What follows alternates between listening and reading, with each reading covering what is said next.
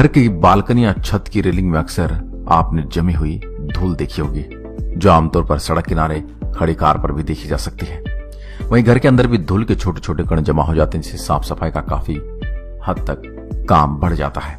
लेकिन क्या आपने कभी सोचा है कि शहरों में रहने के बावजूद भी इतनी ज्यादा मात्रा में धूल कहां से आती है और इसे कैसे रोका जा सकता है?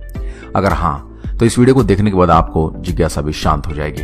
तो आइए जानते हैं, इंडिया में इतनी धूल क्यों उड़ती है, कहां से आती है इतनी धूल, इतनी ज्यादा धूल कहां से आती है? और इसका सीधा सा जवाब है जलवायु।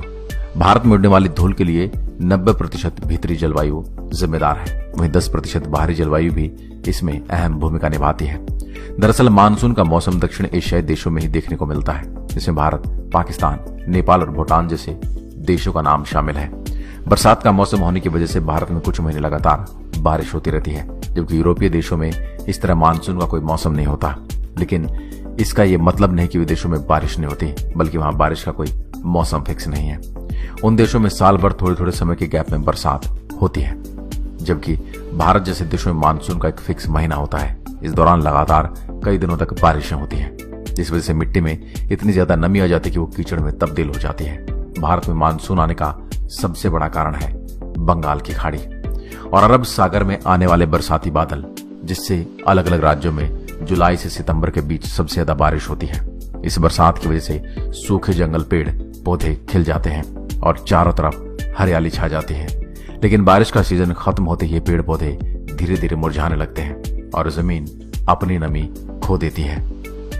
कई सालों से बदलते मौसम की लगातार चल रही इस प्रक्रिया की वजह से भारत की मिट्टी काफी ढीली यानी लूज हो जाती है, जिसकी वजह से हल्की सी हवा मिलने पर मिट्टी डस्ट के रूप में उड़ने लगती है। दरअसल बरसात के मौसम में उगे पेड़ अपनी जड़ों से मिट्टी को अंदर से ढीला कर देते हैं, जिसकी वजह से बारिश खत्म होने के बाद गर्मी के मौसम में मिट्टी की नमी धीरे धीरे खत्म हो जाती है और वो डस्ट के रूप में बदल जाती है। इस तरह हवाओं के जरिए सूखी मिट्टी डस्ट के रूप में वातावरण में घुल जाती है और एक जगह से दूसरी जगह तक ट्रैवल करती है। वहीं विदेशों में साल भर होने वाली बारिश और कम गर्मी पड़ने के कारण मिट्टी की नमी बनी रहती है, जिसकी वजह से मिट्टी धूल के कणों में परिवर्तित नहीं होती है। ऐसा नहीं कि धूल का फैलाव सिर्फ ग्रामीण या खुले इलाकों में होता है, बल्कि शहरों में भी बड़े पैमाने में मौजूद होती है।